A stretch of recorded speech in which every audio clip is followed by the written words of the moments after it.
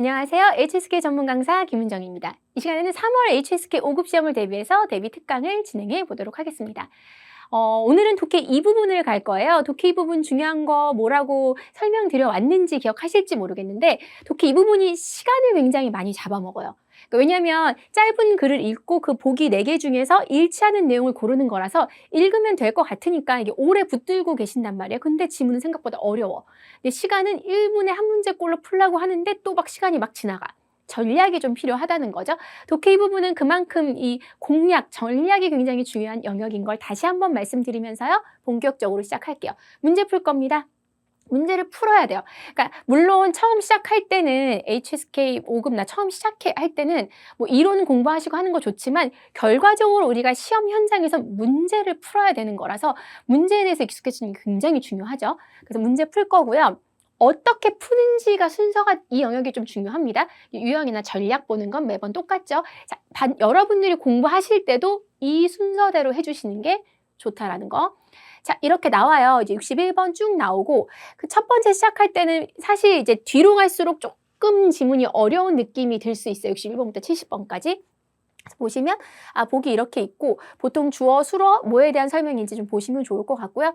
앞에는 이제 차 마시는 얘기면 활자인쇄술에 대한 얘기 그리고 생명은 하나의 여정이다.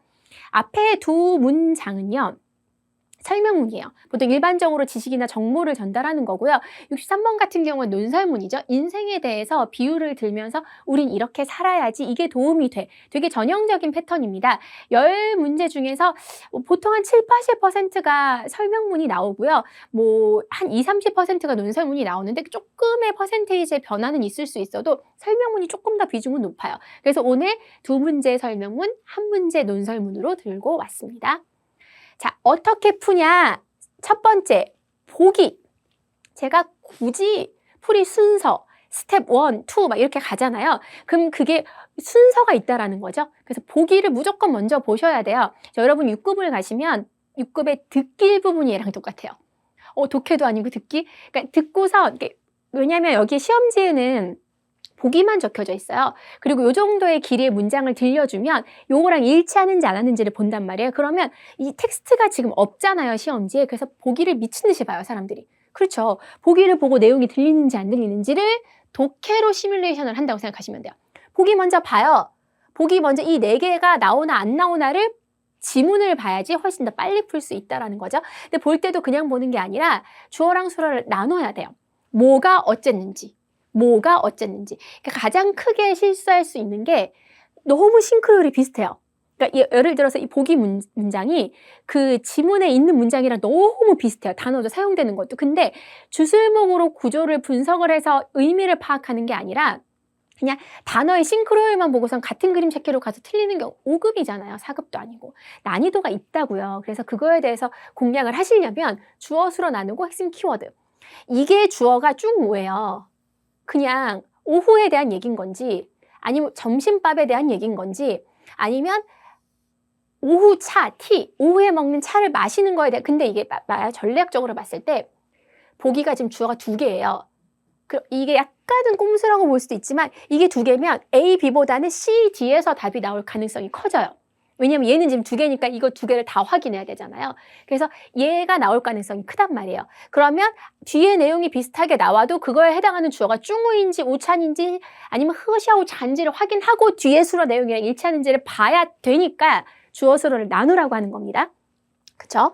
그래서 보시면 쉽게 과식하는 게 적당하지 않다. 이가 보통 그게 편리하다 의자예요. 그게 적절한지 아닌지에 대한 얘기예요. 영양의 균형을 신경을 써야 되는지 아니면 에너지를 보충하는 데 도움이 되는지 소화의 부담을 가중시키는지에 대해서 분석을 해서 찾으시면 됩니다. 근데 이제 중요한 건 2번째.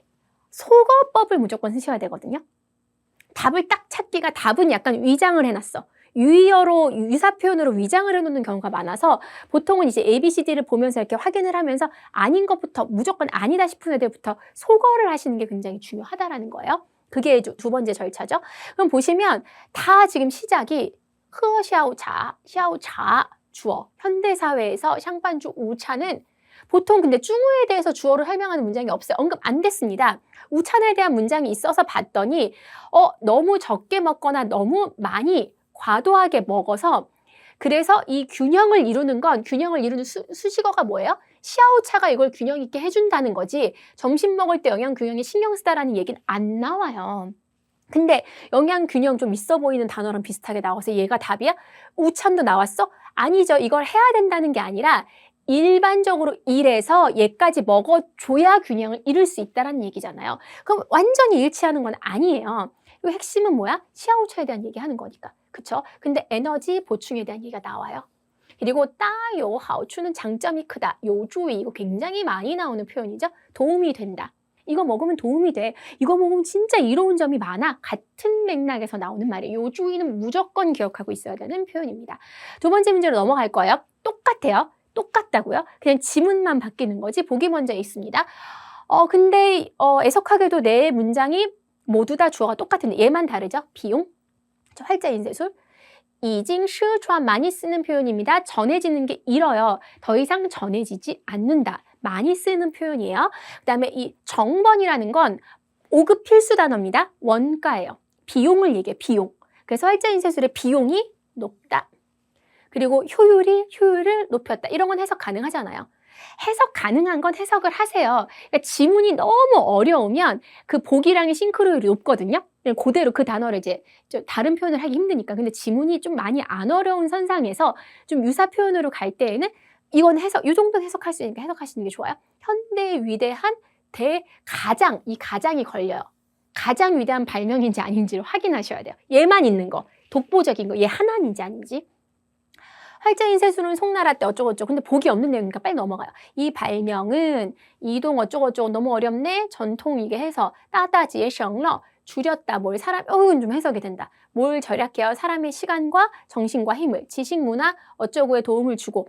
쫙 보면은 称得上人类历史上最伟大的发明 중에 하나. 그러면 완전 그건 아니다. 요거 많이 나오는 형태요. 얘네들 4대 발명, 그러니까 최대 유명한 발명 중에 하나인 거지 얘가 가장 베스트야, 얘가 넘버원이야 라는 얘기는 아니라는 거죠. 그게 조금 맥락이 다를 수 있다는 거. 보시면 이제 유사 표현이에요. 이게 좀 난이도가 있는 거죠. 사람의 시간과 정신과 힘, 이 노동력이나 이 정신적인 힘을 줄여줘요. 그게 효율을 높였다는 얘기죠. 난이도가 높은 문제였어요. 굉장히 괜찮은 문제죠. 근데 이게 이 두 문장 다 해석 안 되시는 거 없잖아요. 그러니까 무조건 비슷하게 생긴 걸로 가지 마시고 최소한의 제가 지금 앞에 어려운 그런 진짜 어려운 문장들 하나도 해석 안 했어요. 보기 먼저 보고 보기의 내용에 해당하는 부분들만 그리고 해석 가능한 것들만 주어 수로로 나눠서 지금 보고 있잖아요. 뭐예요? 효율을 높였다라는 거 이 정도는 해석하셔야 됩니다. 마지막 문제 볼 건데 앞에 두 문제는 설명문이었어요. 그래서 좀 이렇게 보기 먼저 보면서 바로바로 이렇게 비교해서 분석해서 가시고 논설문 같은 경우에는 주요 핵심 내용을 뒤에 얘기하는 경우가 많아요. 앞에는 좀 비유적으로 얘기를 해서 보기를 보고서는 가셔야 되는데 보기가 다 인생의 교훈적인 내용이면 좀 후반부에 나올 가능성이 조금은 커요. 조완로 많이 쓰는 표현입니다. 길을 돌아가는 거예요. 완이 이제 구불구불한 거거든요. 그래서 인생이 꼭 이렇게 탄탄대로를 막 직행으로 가는 게 아니라 좀 구불구불 돌아가는 거. 중국어는 이제 문장을 보면 그 현자들, 이제 지혜 있는 사람들이 인생의 교훈에 대해서 막 얘기하잖아요. 빨리 간다고 좋은 게 아니야. 돌아가면 우리에게 크게 도움이 되는 부분들이 의외로 많을 수 있어. 이런 말들 많이 쓸 수 있으니까 조완로는 기억하시는 게 좋고요. 자, 주어수로 있는 것들은 주어수로 나누시는 게 중요합니다. 자주 여행을 가는 사람은 마음이 넓어요. 그죠? 마음이 넓대요. 마음이 열려있다. 마음 자체가 굉장히 넓다. 그리고 이제 주어가 뭐예요? 이기기만 하고 지지 않는 인생이야. 말로 아주 훌륭한 인생이다. 딱 봐도 얘는 좀 아닐 것 같죠? 그렇죠? 그래도 사실 내가 이 문장을 읽고 이게 맞냐 틀리냐를 고르는 게 아니라 지문과 확인을 하셔야 되니까 인생의 의미는 어디에 있냐면 경험과 깨달음에 있다. 경험, 찡리나 깐, 우 같은 비슷한 단어가 있는지 한번 봐봅시다.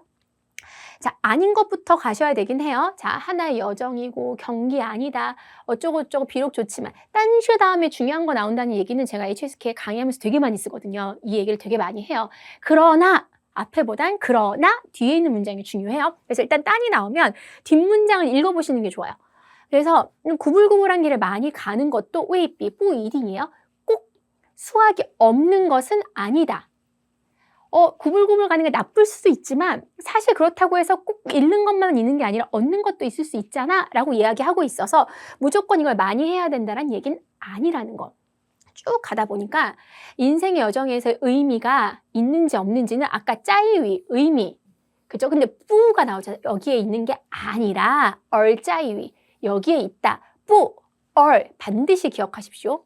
뭐뭐가 아니라 하고 뒤에 얼이 나오면 이거다 라고 기억하시는 게 중요하다라는 거. 그래서 보니까 뒤에 간쇼랑 링우가 나오네요. 그러니까 이게 여기에 있는 게 아니기 때문에 단순히 이기는 거 지는 거에서만의 아까 제가 강조 드렸죠? 그게 아니라고 해서 C는 제끼시고요. 결과적으로 해서 얘의 의미는 어디에 있냐. 길 가는 중에 풍경, 내면적인 깨달음이나 느낌, 감정 이런 것들 직접 겪은 거에 대해서 조금은 더 다른 표현으로 했지만 내면에서 느낄 수 있는 감정이나 깨달음에 대한 얘기가 유사 표현으로 언급이 돼 있으면서 짜이위가 나왔죠. 오늘 뿌, 얼 기억하시면 좋아요. A가 아니라 B에 있다. 어떤 의미나 가치가 어디에 있다라는 표현으로 기억하시면 좋을 것 같습니다. 자, 일단 독해 이 부분 오늘 세 문제를 풀어보면서 일단 그 문장에 대한 종류에 대해서 설명을 드렸어요. 설명문이나 논설문 나올 수 있다. 근데 중요한 건 보기를 먼저 읽고 이 정보가 맞는지 안 맞는지를 계속 분석해서 나가는 거지 얘를 해석하고 일치하는 내용을 고르는 게 아니라는 거. 분석이에요. 보기 먼저 읽으셔야 되고요. 주어, 수로, 목적어의 의미 관계를 정확하게 파악하셔야 되고 속어법 써야 되고 유사 표현을 유의해야 한다는 거. 이게 다예요. 이것 때문에 문제가 어려워지고요. 이것 때문에 틀릴 수 있다라는 거. 그래서 요거를 맞춰서 문제를 풀고 맞는 문제건 틀린 문제건 이 기준에 맞춰서 분석하시고 공부하시는 게 필요할 것 같습니다. 자, 오늘 풀었던 문제들을 통해서 시험에서 실질적인 성과 거두시길 바라면서 이 수업 여기서 마무리 짓도록 하겠습니다.